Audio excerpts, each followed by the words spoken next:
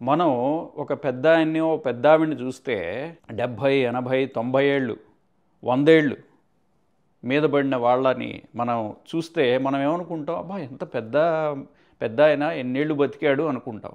అదే మనకి 70, 80 ఏళ్ళు మనకు వచ్చినప్పుడు మన కేసు మనం చూసుకుంటే, అరే ఎంత క్విక్గా అయిపోయింది టైము, తెలియకుండానే అయిపోయింది లైఫ్ అంతా, ఈ చిన్న జీవితం అని మనకి బోధపడుతుంది. మన కేసు మనం చూసుకుంటే ఎంత చిన్నది అని అనిపిస్తుంది జీవితం. బయట వాళ్ళని చూసినప్పుడు అరే ఎంత లాంగ్ లైఫ్ బతికాడినా, 90 ఏళ్ళు బతికాడు, 80 ఏళ్ళు బతికాడు అని చెప్పి మనకు అనిపిస్తుంది. ఈ చిన్న జీవితంలో మనిషి హ్యాపీనెస్ కోసం వెంపర్లాడుతుంటాడు. ఒకదానెంబడి ఇంకో దానెంబడి వెంపర్లాడుతుంటాడు.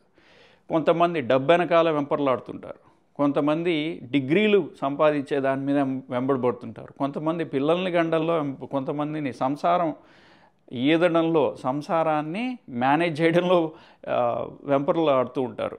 ఇంకొకళ్ళకి పదవి, ఇంకొకళ్ళకి డబ్బు, ఇట్లాగా ఒక్కొక్క దాని మీద వెంపర్లాడుతూ ఉంటాడు.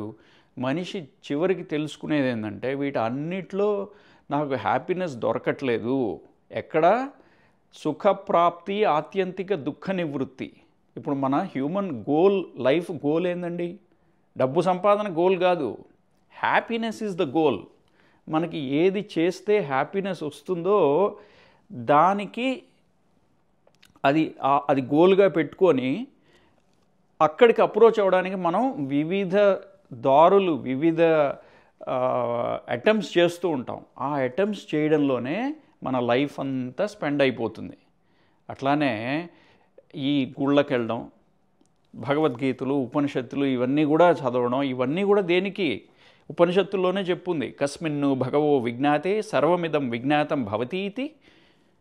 ఏది తెలుసుకుంటే నాకు అన్నీ తెలిసొస్తాయో అది చెప్పవయా అని శిష్యుడు గురువు దగ్గరికి వెళ్ళి అడుగుతాడు. సో ఇట్లాగ మనం ఏది చూసినా సరే సుఖప్రాప్తి, దుఃఖ నివృత్తి అంటే సుఖం ప్రాప్తించడానికి, దుఃఖం పోగొట్టుకోవడానికి మనం ఎన్నో విధాలుగా ట్రై చేస్తూ ఉంటాం. చివరికి అన్ని విధాలుగా ఫెయిల్ అవుతూ ఉంటాం. ఎందుకు? అవేవి పర్మనెంట్ కాదు కాబట్టి. ఇప్పుడు వస్తాయి, అప్పుడు పోతాయి. ఫర్ ఎగ్జాంపుల్, మీకు డబ్బు వస్తుంది, విపరీతంగా డబ్బు సంపాదించారనుకోండి. ఆ వచ్చిన డబ్బుని మేనేజ్ చేస్తూ కాపాడుకుంటూ, మనకి డబ్బు ఉంటే ఏం చేస్తారు చుట్టుపక్కల వాళ్ళు, ఎట్లా కుట్టేయాలా అని చూస్తుంటారు. ఓకే, సో అలాంటిది దాని నుంచి కాపాడుకోవడానికి మిగిలిన లైఫ్ అంతా స్పెండ్ అవుతుంది మనకి. సో అందుకని ఈ చిన్న జీవితం అని ఎందుకు అంటున్నానంటే, మనకి ఒక ఇంట్రెస్టింగ్ యూసేజ్లో ఋషులు చెప్పున్నారు. అసవై తపన్నుదేతి స సర్వేషాం భూతానాం ప్రాణానాదాయ తపన్నుదేతి, అసవై అస్తమేతి స సర్వేషాం భూతానాం ప్రాణానాదాయ అస్తమేతి అని చెప్పారంటే దాని అర్థం ఏంటంటే, సూర్యుడు పొద్దున ఉదయిస్తాడు, సాయంత్రం అస్తమిస్తాడు కదా. ఉదయిస్తున్నప్పుడు కొంచెం ప్రాణాన్ని తీసుకెళ్ళిపోతాడట, మన లైఫ్ స్పాన్ని తీసుకెళ్ళిపోతాడట. అస్తమిస్తున్నప్పుడు ఇంకొంచెం లైఫ్ స్పాన్ని తీసుకెళ్ళిపోతాడట. మనం ఏమనుకుంటాం, ఒక డే అయిపోయింది అనుకుంటాం. కాదట, సూర్యుడు ఉదయించేటప్పుడు కొంత, అస్తమించేటప్పుడు కొంత తీసుకెళ్ళిపోయి మన లైఫ్ని ఇంకా షార్ట్ చేసేలాగా ప్రయత్నం చేస్తూ ఉంటాడు. ఋషులు, కవులు ఈ విధంగా చెప్పారు. కానీ ఇందులో తాత్పర్యం ఏంటంటే, లైఫ్ ఈజ్ షార్ట్. సో మనల్ని మనం ఇవన్నీ చేస్తూ, ఈ లౌకిక వ్యవహారాలన్నీ చేస్తూ, చివరికి మన కేసు మనం చూసుకోవాలి. అప్పుడు మొదలవుతుంది అసలైన సొల్యూషన్ టు దిస్. ఈ సుఖప్రాప్తి, సుఖాన్ని మనకి ఎలా వస్తుంది అనే